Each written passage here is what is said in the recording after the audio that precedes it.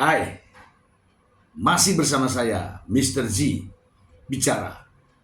Tentu saja bicara tentang kebenaran berdasarkan fakta, data, dan realita. Teman-teman, beberapa hari terakhir ini saya melihat dan membaca berita terkait dengan adanya dokter-dokter pengusaha skincare yang nampaknya saling lapor ke polisi. Apa sih masalahnya? Gitu ya. Ada dokter Samira alias dokter detektif atau dokpeng yang ditetapkan sebagai tersangka. Dan baru-baru ini ada seorang dokter yang cukup ternama di Indonesia ini, Dokter Richard Lee, juga ditetapkan sebagai tersangka. Ada apa dengan mereka? Teman-teman, supaya tidak menjadi fitnah, saya ingin membacakan berita ini agar kita tahu apa sebenarnya akar masalah. Ya, wajar saja kita ingin tahu karena ini sudah menjadi konsumsi publik. Dan nampaknya mereka semua ini adalah public figure. Jadi wajar kita membahasnya. Langsung ke sumbernya. Dari liputan6.com, Richard Lee jadi tersangka, buntut saling lapor dengan Doktif. Doktif itu dokter detektif, ya dia juga dokter Samira itu ya teman-teman ya. Saya bacakan saja ya. Perseteruan antara dokter detektif alias Doktif alias dokter Samira Farahnas dengan dokter Richard Lee memasuki babak baru. Setelah saling lapor dan Doktif menyandang status sebagai tersangka, kali ini giliran Richard Lee yang menyusul ditetapkan sebagai tersangka.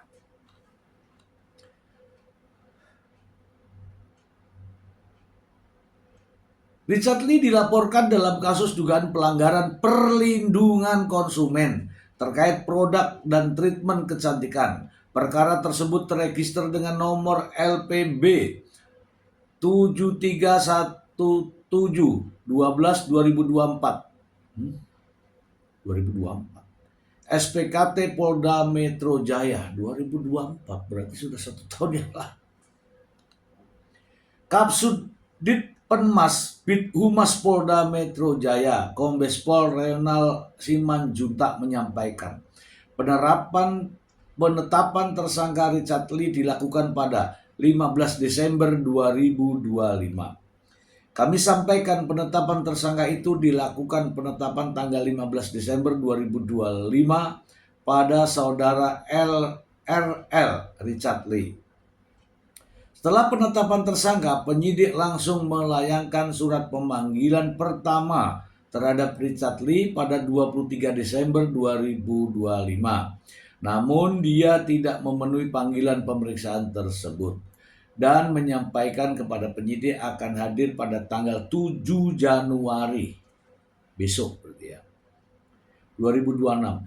Jadi panggilan kedua akan disampaikan pada tanggal 7 Januari 2026. Apabila pada tanggal 7 Januari 2026 tidak ada informasi, tidak ada pemberitahuan hadir atau tidak, maka akan dilayangkan panggilan kedua setelah tanggal 7 Januari. Sebelumnya, polisi menetapkan pemilik akun media sosial Dokter Detektif sebagai tersangka kasus dugaan pencemaran nama baik. Pemilik akun Dokter Detektif itu adalah Dokter Samira.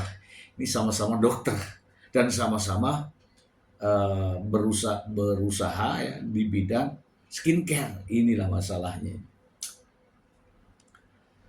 Penetapan tersangka disampaikan oleh Wakil Kepala Satreskrim Polres Metro Jakarta Selatan, Kompol Dwi Manggala Yuda. Ini terkait pencemaran nama baik Undang-Undang ITE pada pasal 27A. Sudah naik ke tahap penyidikan dan naik status tersangka pada tanggal 12 Desember 2025. Dia menyatakan penyidik belum memeriksa Dr. Samira sebagai tersangka, bukan tanpa alasan. Penyidik akan lebih dulu menempuh jalur mediasi dengan memanggil kedua belah pihak, yakni pelapor dokter dan tersangka Dr. Samira, Dr. Tri dan Dr. Samira. Pemanggilan mediasi telah dilayangkan namun ditunda hingga 6 Januari 2026. Hari ini teman-teman. Kini kehadiran para pihak masih ditunggu untuk datang ke Polres Metro Jakarta Selatan. Apabila tidak ada pertemuan dan keputusan baik, mungkin kedepannya kami menindaklanjuti memanggil tersangka Dr. Samira atau Doktif. Terkait penahanan, Dwi menegaskan tidak melakukan penahanan karena ancaman pidana pasal yang dikenakan maksimal 2 tahun penjara. Kami tidak akan melakukan penahanan. Betul, wajib lapor. Sebelumnya pemilik akun Instagram Dokter Detektif dilaporkan ke Polres Metro Jakarta Selatan buntut unggahan yang ditengarai menyerang kehormatan seseorang. Laporan tercatat pada LPB 779 Romawi 3 2025. SPKT Polres Metro Jaksel pada Polda Metro Jaya tanggal 6 Maret 2025. Penyerangan diduga bermula tanggal 4 Maret 2025. Pemilik akun Doktif membuat unggahan yang menyinggung langsung korban. Atas perbuatannya, pemilik akun dituding telah melanggar pasal 45 ayat 3 junto pasal 27A Undang-Undang ITE, yaitu Undang-Undang Nomor 1 Tahun 2024 tentang perubahan kedua Undang-Undang Nomor 11 Tahun 2008 tentang ITE. Oke, kita bahas teman-teman, kita bahas. Oke ya teman-teman ya, jadi kita sudah dengarkan tadi bahwa Dr. Richard Lee ini juga pengusaha skincare juga ya, dilaporkan atas Undang-Undang Nomor 8 Tahun 1999 Perlindungan Konsumen. Artinya apa? Ya kalau saya memaknai bahwa ada konsumen yang membeli produk dari Richard Lee tetapi produknya tidak sesuai dengan komposisinya, ya kemungkinan seperti itulah. Atau produk Richard Lee, produk skincare lah ya, dari milik Richard Lee ini tidak sesuai dengan izin edar atau tidak sesuai dengan komposisinya.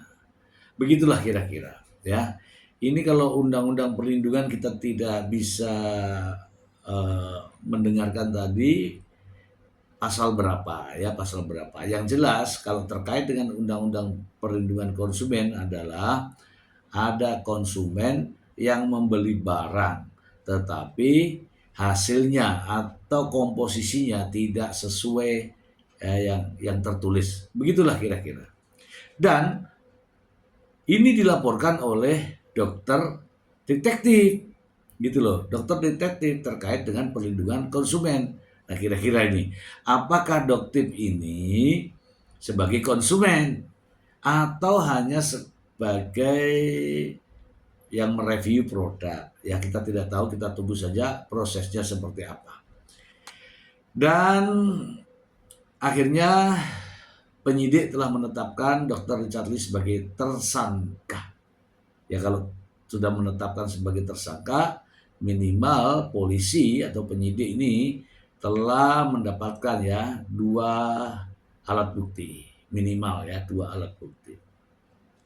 Tetapi bagaimana proses penyidikannya? Kita lihat nanti perkembangannya. Dan selain itu teman-teman, Dr. Samira, pelapornya tadi, pelapornya Dr. Richard Lee juga dilaporkan ke polisi. Terkait apa? Terkait dengan Undang-Undang ITE, pencemaran nama baik atau menyerang harkat atau kehormatan orang lain. Ya kenanya di pasal 27A Undang-Undang ITE tentang penyerangan nama baik. Itulah teman-teman ya, jika menggunakan media sosial kemudian melakukan sesuatu yang tidak pantas, orang lain yang menjadi korban bisa melaporkan. Dan pada akhirnya Dokter Samira juga sudah ditetapkan sebagai tersangka. Lucu ya teman-teman ya. Dua dokter, dua-duanya melapor, dua-duanya jadi tersangka. Nah, ini menarik nih. Menarik kita ulas ya. Kita ulas. Bukan mengulas mengenai pribadinya, bukan. Tetapi mengulas mengenai perkaranya. Menarik kan? Yang satu kena Undang-Undang Perlindungan Konsumen atas laporan daripada dokter detektif. Dokter detektif sendiri dilaporkan oleh yang bersangkutan dan juga ditetapkan sebagai tersangka. Dua-duanya dokter, dua-duanya pengusaha di bidang skincare, dua-duanya public figure, dua-duanya saling ya teman-teman bisa menilai sendiri arahnya kemana. Apakah ini murni masalah pribadi atau ada persaingan dagang? Nah, inilah yang kita belum tahu sebenarnya. Oke? Kita akan ikuti terus perkembangannya. Namun sebelum itu teman-teman, saya ingin juga teman-teman menyimak terlebih dahulu konferensi pers ya dari pihak kepolisian Polda Metro Jaya terkait hal ini. Mari kita simak. Mendapatkan informasi bahwa terlapor telah menggunakan akun salah satu media sosial dengan inisial I dengan nama akun @sela_saukia_official telah mengupload tangkapan layar WA antara korban dan terlapor yang mana terlihat nomor korban terlihat jelas. Oleh sebab itu, korban merasa dirugikan dan melaporkan kejadian tersebut ke Polda SPKT Polda Metro Jaya guna penyelidikan lebih lanjut.